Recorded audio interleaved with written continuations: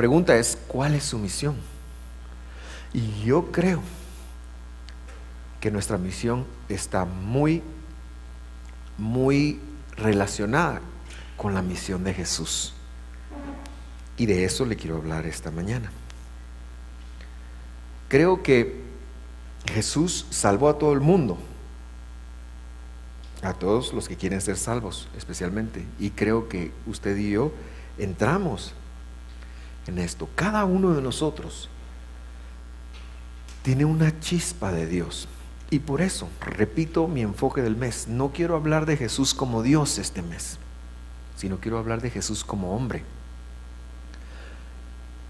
Porque esa capacidad de Él como hombre, esa está en nosotros también. Esa capacidad de Él para hacer lo que hizo, está en nosotros también. Y eso es lo que nos mueve a decir, todos nosotros, todos los que estamos aquí, podemos cambiar el mundo, si nos la creemos, ¿verdad? Ese es el punto. Ahora, para darle un contexto correcto a la misión de Jesús, quiero decirle que para el cristianismo es un poquito difícil, porque ¿cuál era la misión de Jesús? Pues todos decimos salvar el mundo, morir en el madero, etcétera, etcétera, y estamos claros en eso. El cristianismo predica que Él vino a salvar el mundo y es así. Yo quiero tal vez tener un contexto un poquito distinto, un poquito choqueante, si usted quiere, para que podamos entenderlo de otra manera. ¿Por qué? Porque Jesús no fue cristiano, no fue pastor, no fue, aunque algunos pueden pensar que sí, Jesús no fue cristiano. El cristianismo como tal empezó quizás unos 150 años después de la ascensión de Jesús. Como lo conocemos hoy, más o menos, se fue degradando, y usted sabrá, eso es una lección de historia, pero Jesús era un rabino judío. Pensaba como judío, vivía como judío y actuaba como un rabino judío. Si usted lo puede ver de esa forma, se acercará más al mensaje de él. Entonces vamos a analizar su misión. Ahora, aquí hay mucha tela que cortar, muchas hojas se han escrito de cuál es la misión de Jesús, las opiniones pueden variar mucho y lo que usted quiera. Yo quiero enfocarme en dos aspectos que él dijo. O sea, yo me quiero enfocar en dos cosas que él dijo y tratarlas de entender así, que él había venido a hacer. O sea, él dijo, no he venido para tal, yo vine para tal cosa. Yo quiero que Jesús esta mañana nos diga cuál era su misión, ¿verdad? De eso estoy queriendo compartirle. Y para ello vamos a ver dos palabras tengo. Aquí viene la primera palabra. Y eso está en el libro o en el Evangelio según Mateo capítulo 15 versículo 23. Y en esta ocasión se narra la única vez que Jesús en su ministerio salió de la tierra de Israel. 2 veces Jesús salió de la tierra de Israel. 2 veces. La primera cuando lo llevaron a Egipto como niño. La segunda es en esta ocasión y es en un viaje que él hace a una ciudad conocida, cananea en ese entonces, conocida como Sidón. Solo esta vez Jesús salió, por lo menos de lo que registran los evangelios. Y entonces ahí, de todas maneras, él andaba buscando ministrar a ciertas personas. Él andaba buscando ministrar a los judíos que estaban ahí. Él fue a eso fue a hacer. ¿Por qué lo digo yo? Porque el contexto usted lo va a ver. Parece ser que se le acercó una mujer, y por eso yo no me canso de exaltar la figura de la mujer. La mujer tenía un hijo, una hija. La hija tenía problemas. Las nanas ven qué hacen por sus hijos, hermanos. Ay, Dios mío, es tan visible en toda la creación, pero en ninguna otra lo es tanto como en nosotros los seres humanos. La mamá se puede pelear con el marido por los hijos, ¿verdad? La mamá puede llegar a preferir al marido que los hijos con el dolor que esto nos puede causar a nosotros los hijos. Así que no se pelee con su mujer por sus hijos, va a perder, ¿verdad? Y esta mujer es una mujer muy importante para lo que vamos a ver esta mañana. Muy importante. El versículo dice, pero él no le respondió palabra alguna. La mujer estaba a decirle, mira, ayúdame, ayúdame, ayúdame. Esta mujer estaba entrándole así como, por favor, yo necesito ayuda. Y él callado. Y entonces se acercaron sus discípulos, dice ahí, y le rogaron, atiéndela, pues viene gritando detrás de nosotros. O sea, yo quiero que ustedes se imaginen la escena. Jesús va al frente, sus discípulos van atrás de él, y de último viene una mujer gritando, Jesús, hijo de David, ten misericordia de mí, Jesús, hijo de David, Jesús, hijo de David. Y el Señor callado. Y esto tiene mucho que ver con la oración nuestra. A veces le pedimos a Dios, pero aparentemente Él está callado. ¿Se ha percatado usted de eso? A veces uno está bien clavado con problemas, con situaciones, y Dios mío, ayúdame, ¿y por qué? Y uno se siente que Dios no lo oye. Jesús estaba callado, no es que no lo oiga, Él estaba callado, la oía perfectamente. Pero los discípulos actuaron bien en esta forma, porque a veces actuaban mal, ahorita actúan bien. Aunque sea por incomodidad, llegan y le dicen, Señor, calla, hombre, ya no la soportamos. Por eso los ministros tenemos que tener esta actitud, ¿verdad? No como en la actitud de los niños. ¿Se acuerdan cuando se acercaron a Jesús con los niños y le dijeron, no, y los alejaban? Y Jesús, no, dijo, dejen a los niños venir a mí, porque ellos es el reino de los cielos. Esta vez ellos acertaron, esa vez no. Entonces, Señor, ya estaban cansados de estarlo viendo. Y entonces le dicen, atiéndela, pues viene gritando detrás de nosotros, como diciéndole, no oís, ¿verdad? Te estás haciendo el loco, te estás haciendo el sordo, qué sé yo. Y entonces él responde. Él dijo, no he sido enviado. ¿Quién lo envió? El Padre, él mismo, ¿no? Pero él, la función del Padre, el juez, el rey. No he sido enviado sino a las ovejas perdidas de la casa de Israel. Por favor, imagínense la escena. La mujer viene gritando, los discípulos ya no la soportan, vienen caminando, Jesús viene callado. Finalmente le tocan el hombro, Señor, por favor, atende a esta mujer que ya no la aguantamos. Y él dice esas palabras, no he sido enviado sino a las ovejas perdidas de la casa de Israel. ¿Cómo podemos interpretar esto? Porque el escritor sagrado, en el capítulo 3 de Juan, escribió, porque de tal manera amó Dios al mundo, que envió a su Hijo unigénito, ¿para qué? ¿Para que qué? Todos los que crean en Él, no se pierdan, mas tengan vida eterna. Pero aquí Jesús está diciendo que Él fue enviado a las ovejas perdidas de la casa de Israel. ¿A quién le creemos? ¿A Juan o a Jesús? Segundo, esta declaración sucede después de Juan 3:16, cronológicamente hablando. Ya el escritor lo había dicho, ya lo había interpretado, porque esto fue al principio del ministerio de Jesús en una interacción que él tuvo con Nicodemo.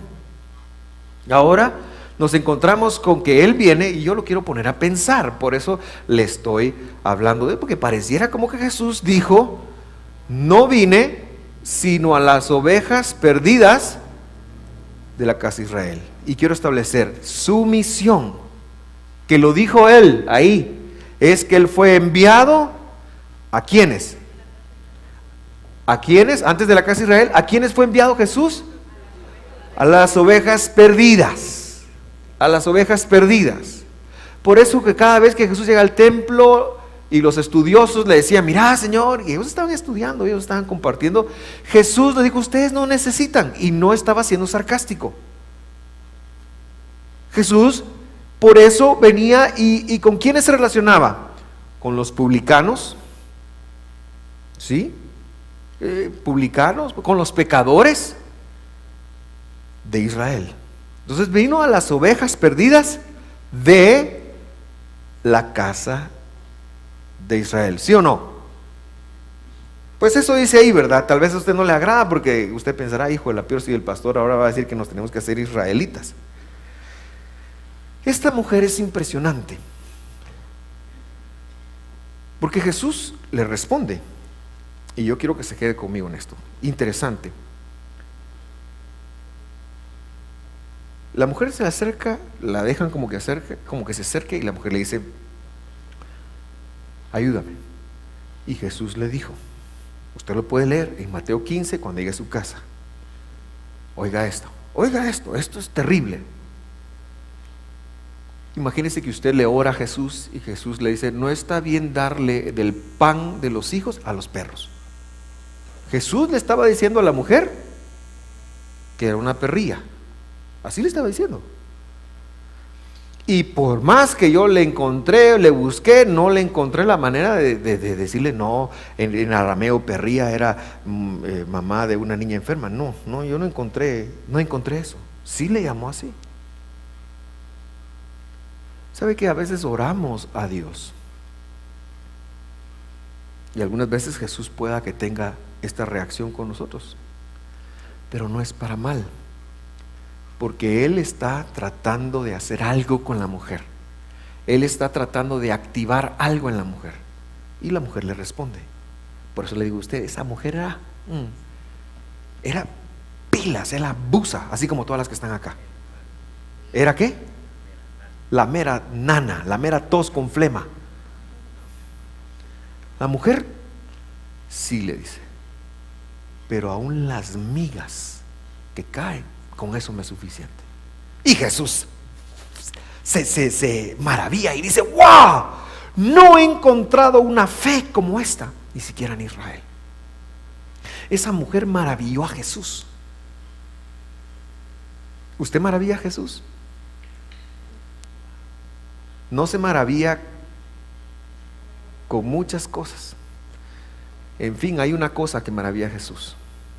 Se llama fe. Entonces, lo que estoy tratando de decir, mis queridos hermanos, es que Él vino a las ovejas perdidas de la casa de Israel. Y nosotros que no somos de Israel, entramos por medio de la fe. También vino a nosotros, solo que es un poquito más difícil, porque tenemos que hacer el ejercicio de la fe. Y por eso, cuando usted recibe a Cristo, o cuando usted recibió a Cristo, no se trata de levantar la mano, recibir una oración y ya estuvo. No, es un proceso de fe. Es un proceso de fe, es un proceso como esta mujer, que Dios va a ver nuestra fe. Ahora, las ovejas perdidas, ¿a qué se refiere? ¿A qué se refiere esto de las ovejas perdidas? Queridos hermanos, voy a hacer algunas cosas que quizás usted no vaya a estar de acuerdo, y póngalo en el apartado de ahí, voy a pensar al respecto de eso después.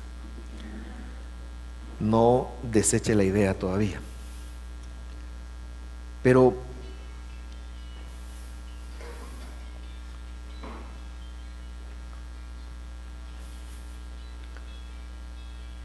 medítelo, piénselo. Ok. Cuando usted lee Isaías y Jeremías, o los profetas, voy a regañar a mis hijas. Es el teléfono de ellas. Así como los regaño así. Si a alguien le suena el celular, lo voy a regañar a partir de ahora, domingo. Tiene que estar su tiempo con Dios. Ok. Mire pues, los profetas, ¿A quién le profetizaron que vendría el Mesías? Es una historia bíblica. A Israel, a la casa de Israel. ¿Con quién hizo un pacto Dios? Lo hizo con Abraham, que se lo pasó a Isaac, pero que no se lo pasó a los hermanos de Isaac. Luego le pasó a Jacob, pero no le pasó a su hermano Esaú, le pasó a Jacob. Y luego le pasó a las 12 tribus, Israel. La idea de Dios en la Biblia, cuando usted la lee, siempre es a un pueblo, y si el pueblo se llama Israel. Por mucho que nos digan Guatemala, no es con Guatemala, es con Israel. Por eso, hermano, y me voy a meter un poquito en política, no hay que ir en contra de Israel, porque a ellos vino Dios. Que no lo quieran ver es otra cosa, pero a ellos Dios está con Israel. Dios está con Israel. Dios, son cuentos. Ni siquiera con los gringos está, aunque ellos tengan todo el poder, pero Israel es impresionante lo que han logrado en los últimos 60 años. Hoy recibí un poquito, y nosotros ahí votando en contra de Israel, como somos de atarantados, ¿verdad? Entonces, Israel fue y siempre será la niña de los ojos de Dios. Pero usted y yo entramos por fe. Usted y yo también entramos ahí. O sea, pero lo que quiero establecer es que Dios, lo que pasa es que cuando Jesús le dice a Pedro, sobre esta roca edificaré mi iglesia, de la palabra iglesia, eclesia, hicieron una institución. Pero realmente lo que Jesús vino fue al pueblo de Israel. Eclesia, y que hace una institución, iglesia, quiere decir congregación, nada más. Eso es lo que quiere decir la palabra iglesia, pero está haciendo una referencia a su pueblo. Lo que quiero establecer con ustedes esta mañana es que Jesús vino, su misión fue venir a rescatar las ovejas perdidas de la casa de Israel. Ahora, eso no nos deja en una muy buena posición. Por eso Dios le dio a Pablo la oportunidad de interpretar eso para contextualizarlo para usted y para mí. Y yo quiero leer eso en Efesios capítulo 2 versículo 11. Dice ahí: recuerden, importante recordar, hermanos, cómo es de fácil olvidar. Cómo es de fácil olvidar. Cuando uno se enorgullece, se le olvida de dónde Dios lo sacó a uno. Hay que recordar, hay que regresar. Recuerden que en otro tiempo, ustedes los gentiles en la carne, se refiere a los no israelitas, en ese entonces a los no judíos. También, déjeme decirle otra cosa, hay 11 tribus, hay 10 tribus perdidas, a las cuales Jesús vino. Yo me sospecho que esas tribus somos nosotros, pero eso es para otro día. Era un estudio, en prédica es otra cosa. Otro tiempo, ustedes los gentiles. ¿Quiénes son los gentiles? Los que no son judíos. ¿Quiénes son? Nosotros. Hermano, mi cuna es de un cabricaneco y una retalteca que se encuentran en la capital, y ¡tará! Y probablemente usted también. O sea, y está bien, somos gentiles. En la carne, llamados incircuncisión por la llamada circuncisión. Déjeme explicar un poquito eso. O sea, los gentiles eran vistos despectivamente por los judíos, con toda la razón del mundo en ese entonces, porque eran idólatras. Y los israelitas, los judíos, habían salido de la idolatría. Entonces les decían incircuncisos. Eso es lo que está diciendo Pablo. Ahora viene el punto donde viene Jesús, y Pablo empieza a tener éxito con el mensaje de Jesús, y los circuncidados que creían en Jesús empezaron a tener así como. Entonces Pablo escribe eso: ustedes, los incircuncisos, llamada por la circuncisión hecha por manos en la carne. Este no es un mensaje para circuncidar a nadie, hermano. Tranquilos. Seguimos leyendo. Recuerden otra vez que en ese tiempo los gentiles, antes de Jesús, estaban separados del Mesías. ¿Cómo estábamos nosotros? Ok. Querido hermano, ¿se imagina usted la vida sin Jesús? ¿Cómo sería la vida sin Jesús? ¿Cómo es la vida sin Jesús? Es sin esperanza. Y ahí lo dejamos. Excluidos de la ciudadanía, ¿de dónde? Ok. Nosotros en otro tiempo, hubo un tiempo donde estábamos excluidos, separados de Jesús, separados del Mesías y excluidos de la ciudadanía de... Ahora, quien está hablando es Dios a través de Pablo, ¿verdad? Es Dios a través de Pablo.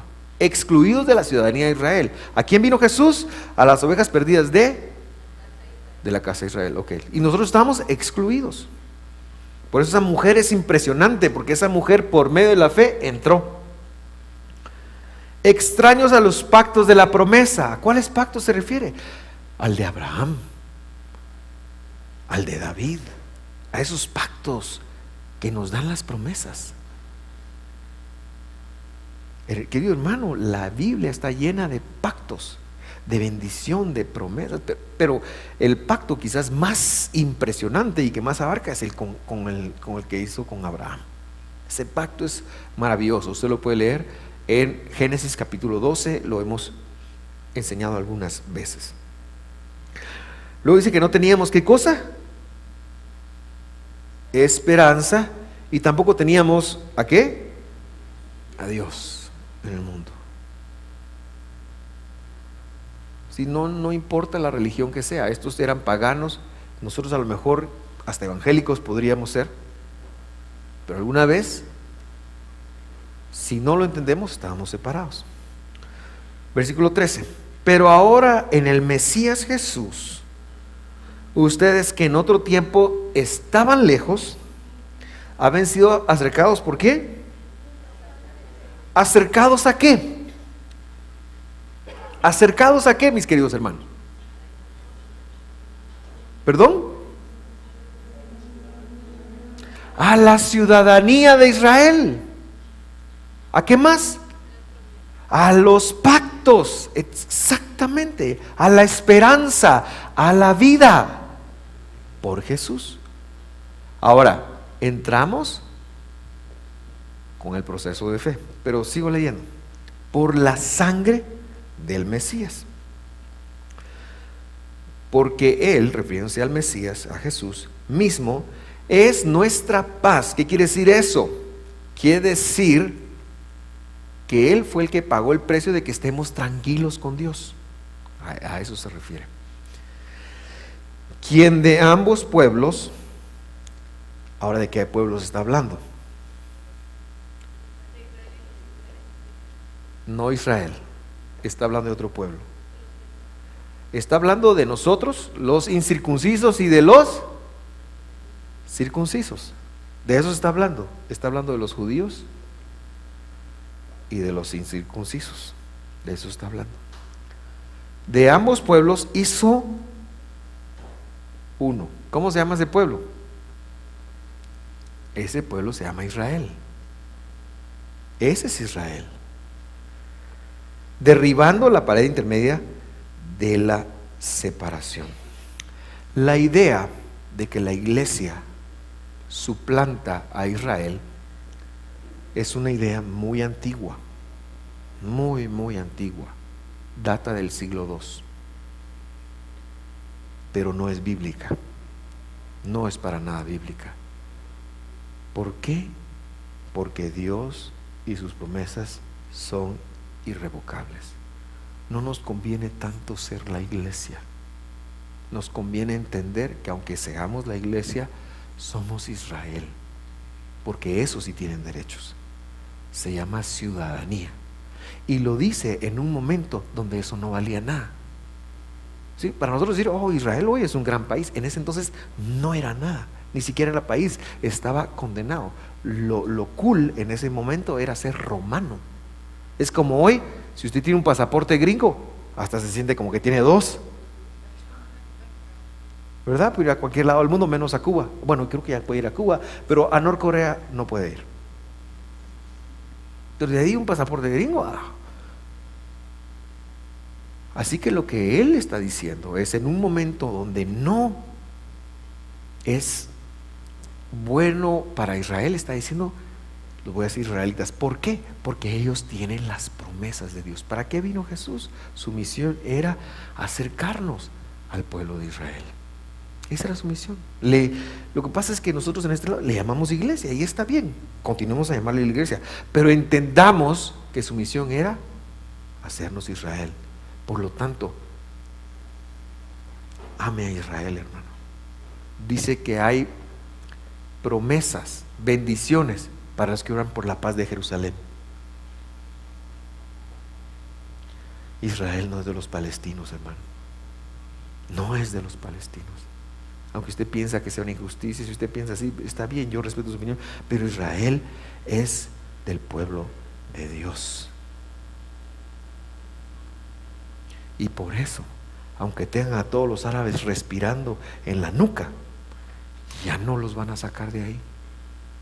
Ya no los van a sacar de ahí. Y que Dios me oiga hoy cuando yo digo que se nos dé el don de poder ir a pisar la tierra donde estuvo nuestro Señor, de poder ir a conocer el monte de los olivos, de poder ir a ver el lugar de la cuna donde nació el Mesías, de poder ir a Judá, de poder ir a levantar manos, de poder ir a levantar nuestro corazón delante del Señor y decir, bendita es esta tierra. Que Dios nos dé ese don, que Dios nos dé un viaje a Israel a todos, y que podamos certificar, este es el lugar de nuestro Mesías. Aquí va a regresar. Jesús no va a regresar a Guate, hermanos, va a regresar al monte de los olivos, lo va a partir en dos, y desde ahí va a gobernar, desde ahí va a reinar, desde ahí va a hacer lo que tiene que hacer. Y esa es nuestra creencia, Eso es lo que sabemos, que Dios nos permita ver el lugar donde nació el Redentor del mundo, el lugar donde caminó Abraham, Moisés no caminó ahí, así que no ponga palabras en mi boca. El lugar donde David reinó. Que Dios nos permita ver Galilea y caminar en la playa, porque no, si camina en el agua se va a hundir, a menos que ande con Jesús. Que Dios nos permita eso. Bueno, ya me extendí en esto, pero esa es la primera misión. La segunda cosa, entonces Él vino a establecer un pueblo. Él vino a confirmar las promesas que Isaías, que Miqueas, que Jeremías habían hecho. Eso no se ha vencido. Eso fue lo que vino a hacer. Lo que pasa es que nos metieron otra idea, que había un pueblo extra y que lo había reemplazado, pero eso es falso, hermanos. Esa es teología del año 175 y es falsa. La teología del reemplazo, que se llama, es falsa, y la predican muchos púlpitos hoy en día. Muchos púlpitos la predican hoy en día, y yo no puedo, porque entiendo que no es bíblica. Pero bueno, la segunda cosa, vino a establecer un pueblo, la primera. La segunda, ¿qué es lo que un pueblo necesita para poder funcionar en armonía? Por ejemplo, si usted está ¿en dónde me voy a poner aquí que sea cerca de aquí? En la Roosevelt, a la altura de la Toyota. ¿Cuántos conocen ese lugar? Bueno, por escala, ¿conoces el lugar? Vamos a suponer que van a quitar, así como están las vías, el semáforo ese que está de aquí para allá. ¿Cómo creen ustedes que se volvería el tráfico? Alegre. Vamos a suponer que en la ciudad de Guatemala vamos a quitar todos los semáforos. ¿Cómo creen ustedes que nos iría? Sería un poquito caótico, ¿sí o no? Disculpe que me vaya a meter la mano en las bolsas, pero ya me dio un poquito de frío. Y usted tiene la ventaja de que trajo suéter. Yo ni suéter traje por pilas.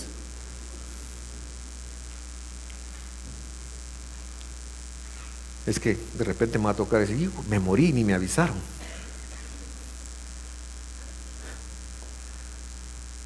Imagínense que no hubiera semáforos. Hace algunos meses, cuando nuestro flamante alcalde de la ciudad de Misco tomó posesión, el lindo dijo un día, no salen los policías. ¿No se acuerda usted ese día? En algunos puntos son necesarios, en algunos otros nos bendijo tanto que no salieran los ingratos, que yo le mandé a decir, sin tráfico, para que viera el atarantado también. Entonces, necesitamos un cierto orden. Necesitamos instrucciones que nos delimiten. Por ejemplo, aquí está Omar. Hola Omar, ¿cómo estás? No tiene frío Omar. Te reís, ¿verdad? Que ya me fríe. Si yo me le voy acercando a Omar, de repente, ya me vio qué me hizo, me puso la mano. Yo te iba a dar un beso Omar. La Biblia dice ósculo santo, ¿viste? Eric se ríe. Necesitamos límites. Guatemala necesita una constitución para funcionar como país, necesita una constitución. Eso fue lo que Jesús vino a hacer también. Vino a establecer un pueblo y a establecer una constitución. Léalo conmigo. Mateo capítulo 5, versículo 17. No piensen que he venido para abolir la ley o los profetas. ¿Qué es la ley? Génesis, Éxodo, Levítico, Número, Deuteronomio. ¿Qué son los profetas? Isaías, Jeremías, Ezequiel, Daniel, Oseas, Joel, Amós, Abdías, Jonás, Miqueas, Nahum, Habacuc, Ageo, Sofonías, Zacarías y Malaquías.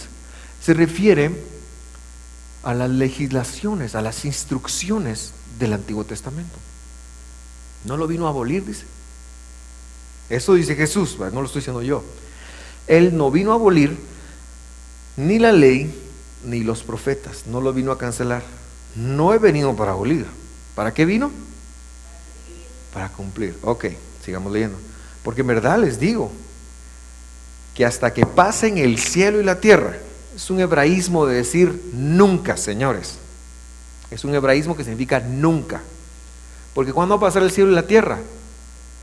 Dice que estaba en una clase, una señora y un científico dijo, la tierra tiene de vida, a la tierra le quedan 8,000 millones de años.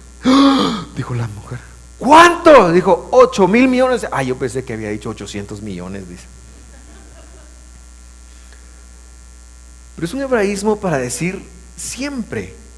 Dice, en verdad les digo, hasta que pasen el cielo y la tierra, no se perderá ni la letra más pequeña. ¿Cuál es la letra más pequeña del alfabeto hebreo? ¿Alguien no sabe de mis estudiantes de miércoles? ¿Cuál es la letra más pequeña? ¿Cómo se llama? ¿No la pastora? ¿Cómo? Una yod. Muy bien, un aplauso para vos. Ni una tilde, dice. Ahora el hebreo no tiene tildes. No tiene tildes. Entonces eso es para que lo entendamos nosotros, pero se refiere, las letras hebreas tienen una coronita que les hacen para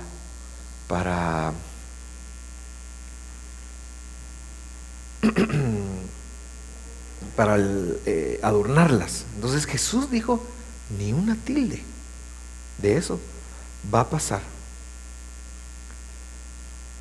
de moda. ¿Qué dice ahí? Porque aquí se me desconectó.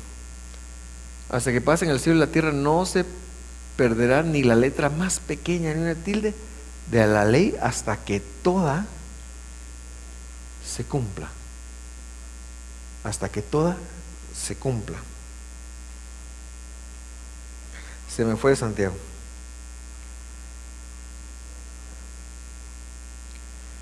Lo voy a leer desde acá. Tal vez usted lo puede pasar ahí. Si no, lo lee conmigo. Verso 18. Estábamos, ¿verdad? Verso 19. Cualquiera pues que anule uno solo de estos mandamientos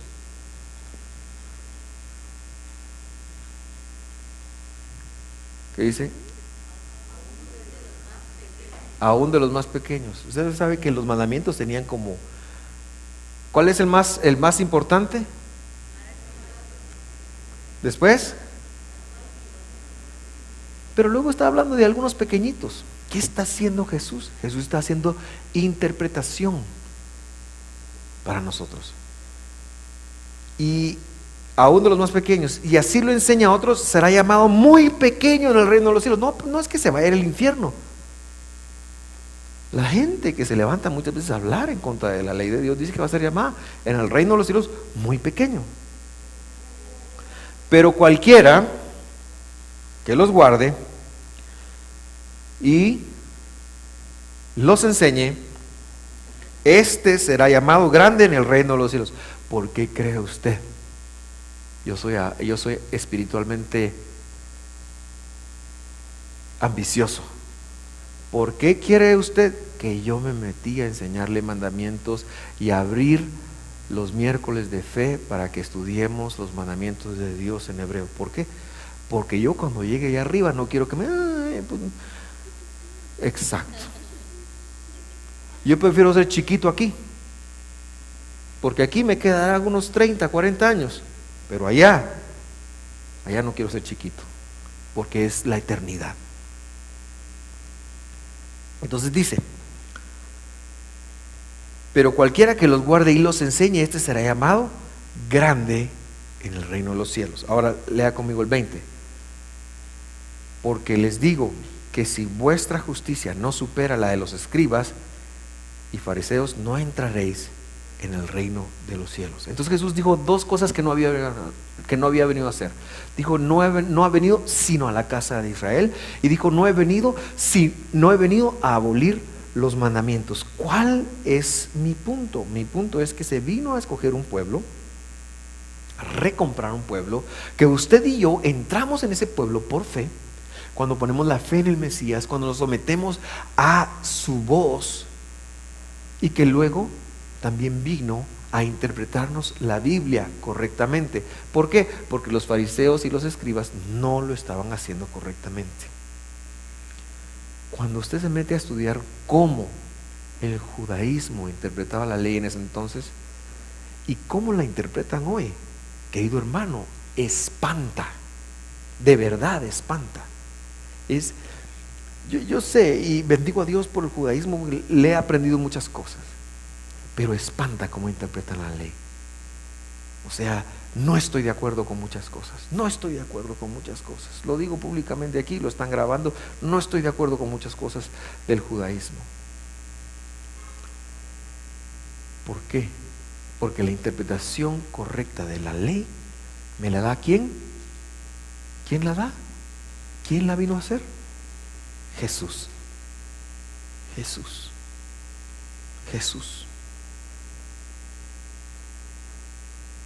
Y por eso Jesús les dijo, ustedes ponen demasiadas cargas. Y por eso Él dijo, pero mi yugo es fácil y ligera mi carga. ¿A qué se refiere? Eso es un hebraísmo que solo los rabinos de ese entonces usaban para decir, estas son mis leyes. Y Jesús facilitó la observancia de las leyes. Y en Jesús nosotros las cumplimos.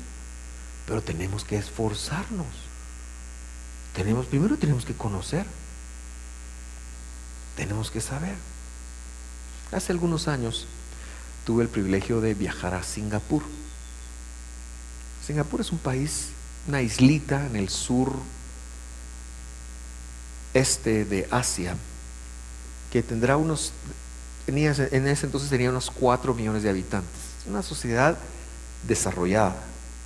Y a mí me impresionaba cómo, yo estoy hablando de la final de los 90, donde era carísimo el celular acá. Ahí el celular valía 1 centavo el minuto. Me impresionaba que todos los singapurenses, que son asiáticos, la mayoría de ellos son de ascendencia, y la otra es de ascendencia el 15% son de la India, y el 80% son de la China, y el 5% de todo el mundo. Pero esta gente me impresionaba.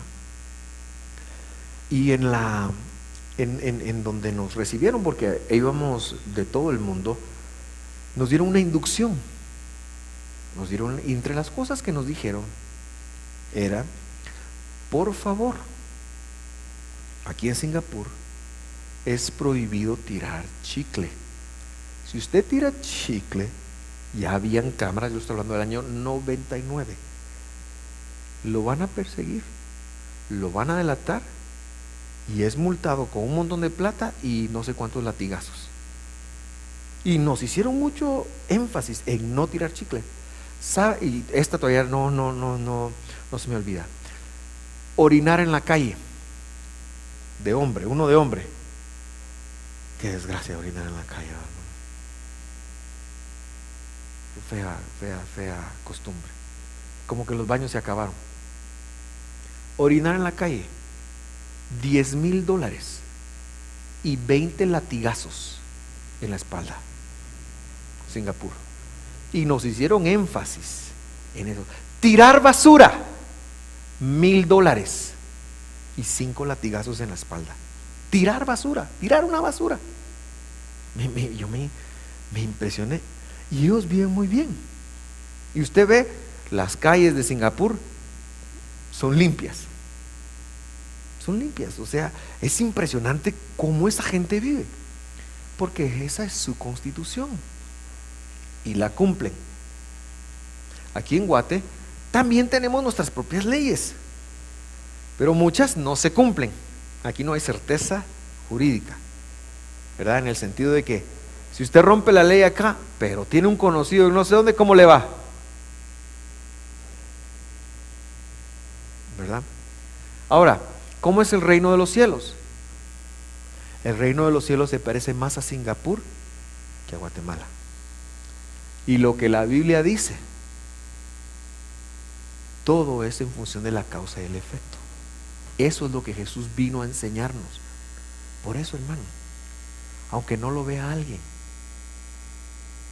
aunque no lo vea nadie, aunque usted tiene que cumplir con las cosas de Dios, porque es Dios mismo el que después paga. Después está uno, ay Dios mío, ¿por qué no me oyes? O ¿por qué me haces esto? Pero uno ha quebrado los mandamientos, uno mismo se puso en ese punto.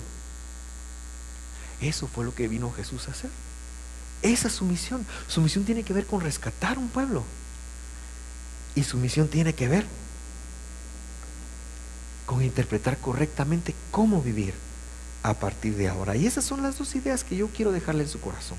Claramente, vino a rescatar a su pueblo. Su pueblo se llama Israel, pero hay una esperanza para nosotros los gentiles, y eso es lo que en el occidente predicamos. Podemos llegar a ser Israel por medio de Jesús, porque Él derribó la pared, pero Él vino a rescatar. Y en otra parte dice, vino a rescatar y a salvar lo que se había perdido. Y uno dice, ay, ¿qué se había perdido? Dice uno, ay, yo estaba perdido. No, el contexto ahí son las 10 tribus del norte.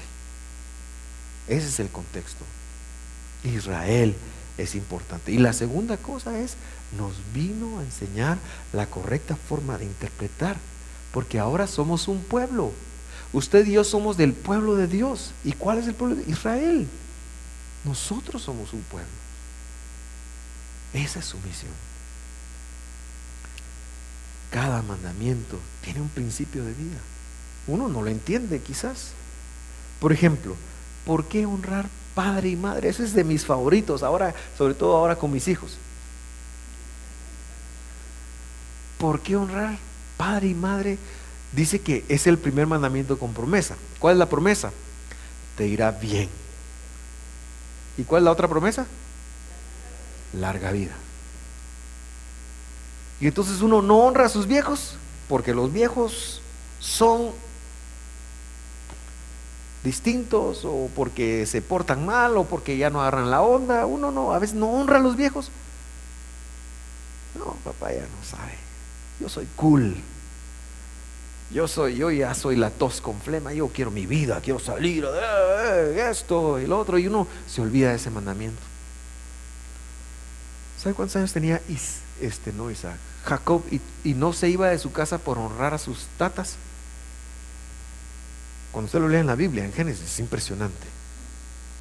Tenía, no recuerdo si 62 o 69. De esa edad salió él, por no deshonrar a sus padres. Hasta que su nana le dijo, anda a buscar mujer allá, porque si no van a decir que sos mariposón. Bueno, no le dijo eso, ¿verdad? Pero tu hermano te quiere matar, entonces anda a buscar. Hasta que su nana le dijo. Uno no entiende eso. Esa gente llevaba el mandamiento a un nivel impresionante. Pero por lo menos que lo sepamos. Por lo menos que miremos a nuestros viejos como a Dios, aunque sepan menos de Él. Pero ese es el punto del mandamiento. Usted nunca va a ser igual a su papá, aunque tenga más dinero, vaya más a la iglesia. Nunca, nunca, nunca va a ser igual a que su papá. Su papá o su mamá siempre van a estar sobre usted, espiritualmente hablando, aunque no conozcan de Dios ellos. ¿Por qué? Porque Dios lo dijo, no lo estoy diciendo yo. Voy a toser. Perdón. Ese es el punto, hermanos. Y eso no tiene sentido con uno. Uno no dice, mi viejo, es que usted porque no conoce a mi papá, tal vez un buen papá. Yo tuve un excelente papá, tengo un excelente papá, tengo una excelente mamá. Yo lo sé. Pero tengo mis retos con cumplir ese mandamiento. Igual es un reto. Igual es un reto. Mejor no hablo de ese, ¿verdad? Porque va a pensar que se lo estoy dedicando a alguien. ¿Cuál otro mandamiento le gusta? Ya sé, hay uno bueno. El 10º mandamiento, uno ya llega cansado del 10º mandamiento, ¿verdad? Porque uno dice, solo al Señor te servirás, no tomarás el nombre de Dios en vano, no esto, guardarse el sábado, honra a tu padre y a tu madre, no robarás, no matarás. Cuando uno llega ya al 10º, uno ya llega cansado, ¿sí o no? ¿Cuál es el 10º? Tan cansado llega uno que no lo saben. ¿Cuál es el 10º? Y no me refiero solo a esos 10, porque hay más. ¿Cuál es el 10º mandamiento? Ayúdenme. No codiciar. Aquí también lo dijeron. No codiciar. ¿Sí? Y uno dice, es que si yo tuviera el papá que tuvo, es que si yo tuviera el carro que... y uno no se lo dice a ellos, pero lo anda pensando uno. Es que si yo tuviera la vida, si hubiera tenido las oportunidades, si yo esto, si yo lo otro, y uno codicia dentro de uno. ¿Y sabe qué es la codicia? La codicia es la envidia. Esa es la codicia. Y al final es un enojo. Yo estoy enojado porque Dios no me da a mí lo que le da a otros. Es una afrenta al Señor. ¿Y sabe cuál es la consecuencia de la codicia? La pobreza, la escasez, la miseria. Pero no revisamos eso. Pensamos que no estamos pobres porque no trabajamos, o porque no hay oportunidades, o porque en el norte, pero no revisamos codiciar. Pero en los mandamientos de Dios, ahí está. Ahí está. Ahí está.